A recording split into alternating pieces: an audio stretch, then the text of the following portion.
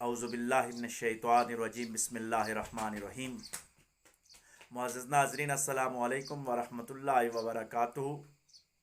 आज की गुफ्तगू में हम जो जंगलात में आग लगती है, इसके असबाब और इसके तदारक के हवाले से और इसके बचने के ज़राए के हवाले से गुफ्तगू करने की कोशिश करेंगे।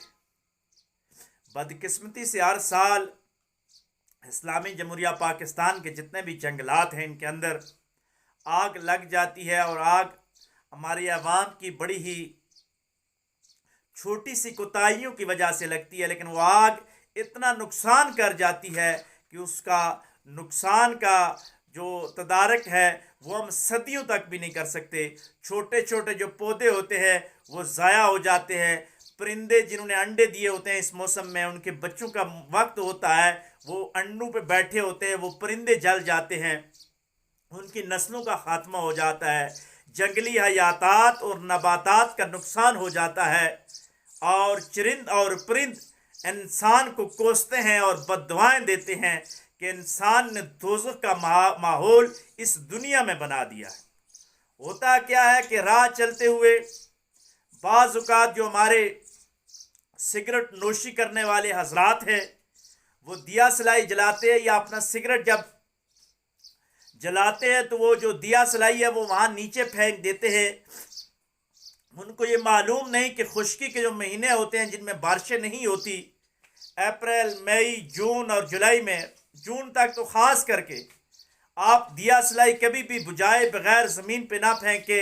अगर आप ज़मीन पे फेंक देते हैं तो उससे आग जल जाती है, और पहाड़ी इलाकों में हवा इतनी ज़्यादा होती है कि आन के आन में वो पूरे इलाके को जलाकर खाकसतर कर देती है। आप इस वक्त देखें कि मरी, कोटली सतिया, कहोटा और आज़ाद कश्मीर के तमाम जंगलात, और फिर बलूचिस्तान में शिरानी के जंगलात में जो आग लगी है, यह इंसानों की छोटी छोटी कोताहियों की वजह से लगी है।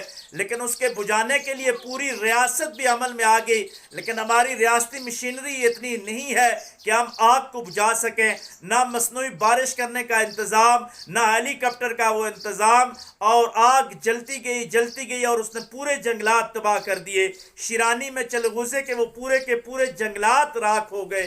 कितना माशी नुकसान हुआ इस मुल्क का, और ऑक्सीजन के हवाले से कितना नुकसान हुआ। और फिर हमारे कुछ ये जो सियासी अंता पसंद लोग हैं, जो हुकूमत में भी हैं और अपोजिशन में भी हैं, हुकूमत वालों ने टीयर गैस जो एक्सपायर थी वो फेंक कर इंतहा पसंदी का सबूत दिया, और बदले में वो जो मुजाहिरीन थे उन्होंने भागने के बजाय अपने आप को बचाने के लिए वहाँ जो इस्लामाबाद का ग्रीन जोन है, ग्रीन बेल्ट है, जहाँ दरख्त लगे हुए थे, जहाँ पौधे थे, जहाँ हरियाली थी, वहाँ उन्होंने आग लगाकर टीयर गैस की जो वो असरात थे उनको ख़त्म करने की कोशिश की, जिसकी वजह से इस्लामाबाद में काफ़ी मकामात पर छोटे छोटे पौधे ज़ाया हो गए, आग लग गई। आप देखें आप क्यों इस्लामी जमहूरिया पाकिस्तान को अपने हाथों से जला रहे हैं। खुदा के लिए इस मुल्क पे रहम करें। जिस तरह एक बंदा इंसान का कातिल होता है, उसी तरह पौधों का जो कातिल होता है वो भी कत्ल करता है, क्योंकि ये जो पौधे हैं ये सांस लेते हैं, ये जिंदा होते हैं, और एक जिंदा चीज़ को कत्ल करने वाला जो है ये क़यामत के दिन उसको हिसाब देना पड़ेगा कि उसने पौधे को क्यों कत्ल किया, बग़ैर ज़रूरत के कत्ल किया।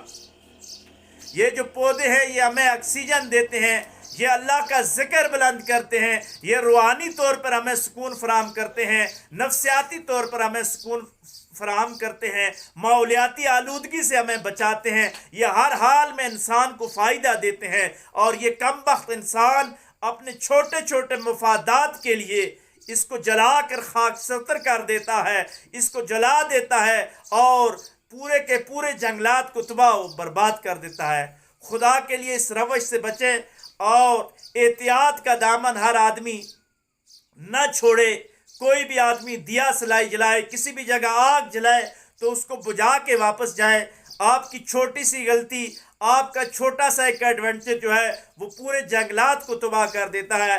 जिस तरह भी मीडिया पे एक वीडियो वायरल हुई कि एक टिक टाकर लड़की ने जंगलात में आग लगाई और वीडियो के ज़रिए वो अपने उन मनाजर को कैमरे में महफूज कर रही थी, लेकिन उसको ये मालूम नहीं था, या वो जानबूझ के कर रही थी कि उसने तो आग लगाई अपने शौक के लिए, लेकिन उस आग की वजह से पूरे के पूरे जंगलात राख हो गए। ऐसे लोगों के खिलाफ सख्त इकदाम करने चाहिए। और दूसरी तरफ रियासती मशीनरी को कभी भी ये फर्द वाहिद जंगलात की आग नहीं बुझा सकता। अगर हम कहें कि फॉरेस्ट गार्ड जो है या जो फॉरेस्ट के चौकीदार है वो सिर्फ इसको बुझा देंगे, तो ये नामुमकिन बात है। उन बेचारों के पास ना ही इतने इंस्ट्रूमेंट आग बुझाने के हैं, और एक आदमी कितने बुझाएगा? एक एक जंगल इतने कनालों के रकबे पे मुहित है, और एक आदमी वहां गवर्नमेंट ने आग बुझाने के लिए रखा हुआ है। तो मुझे एक बुजुर्ग ने बताया था कि क़याम पाकिस्तान से पहले अंग्रेज जब यहाँ पे राज कर रहा था, बरतानवी राज में आग बुझाने का दस्तूर ये था कि किसी भी इलाका के जंगल में जब आग लग जाती तो फॉरेस्ट गार्ड एक रजिस्टर लेकर पूरे गांव की हाजिरी लगाता था कि गांव के हर घर में से कम एक फर्द जरूर आएगा वहां आग बुझाने के लिए। यह रियासत की तरफ से लाजमी था, और जो आग बुझाने के लिए जंगल में नहीं आता था उस घराने के अफराद पे गवर्नमेंट की तरफ से पर्चा हो जाता था कि गवर्नमेंट के अमलाक को नुकसान पहुंचाने में उसने किरदार अदा किया है। बाकायदा उसको जाकर अदालत में पेश होना पड़ता था, वहां से जमानतें करवानी पड़ती थी। इसका फायदा यह था कि गांव के लोगों में इत्फाक होता था, वो आग लगने ही नहीं देते थे, क्योंकि उनको पता था कि अगर आग लग गई तो फिर बुझाने की जिम्मेवारी रियासत ने हमारे ऊपर डाली है। अगर हमने आग ना बुझाई तो हम सब के सब अदालत में पेश होंगे और हमें कानून का सामना करना पड़ेगा। लेकिन पाकिस्तान बनने के बाद इस कानून को ख़त्म कर दिया गया। अब लोगों को इसमें इन्वॉल्व नहीं किया गया, और ना ये अखलाकी और शऊरी तरबियत की गई कि लोग आग किस तरह बुझाएं। लोगों के अंदर इतना शऊर नहीं डाला गया कि वो आग बुझाने के लिए कोई इकदाम कर सके। वो अपनी ज़मीन में तो आग बुझाते हैं, लेकिन जंगलात जो हम सब का कौमी सरमाया है वहां पे आग बुझाने के लिए कोई आदमी भी नहीं जाता। वो गवर्नमेंट के चंद मुलाजिमीन के ऊपर हम सारी जिम्मेवारी डाल देते हैं, वो भी बेचारे नहीं बुझा सकते, और देखते ही देखते सारे जंगलात आग की नज़र हो जाते हैं।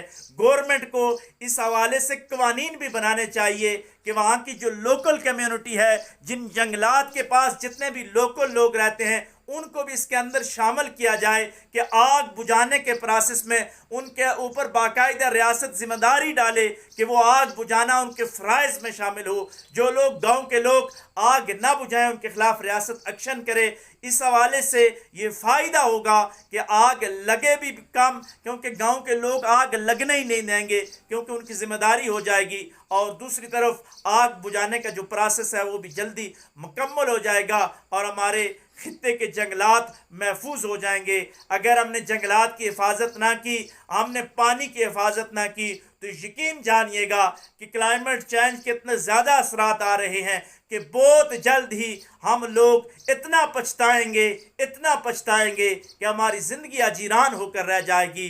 जिस तरह माहौलियाती तब्दीलियाँ रोनमा हो रही हैं, टेम्परेचर दिन ब दिन बढ़ता जा रहा है, हमें जंगलात की मज़ीद ज़रूरत है। हमें पौधे लगाने चाहिए, पौधों की हिफाजत करनी चाहिए, ना कि जंगलात जलाने चाहिए। अगर हमने ऐसा काम किया तो ये हमारे लिए बहुत नुकसानदेह होगा। अल्लाह तबारक व तआला हमें पौधे लगाने और पौधों और जंगलात का तहफ़्फ़ुज़ करने की तौफ़ीक़ अता फ़रमाए।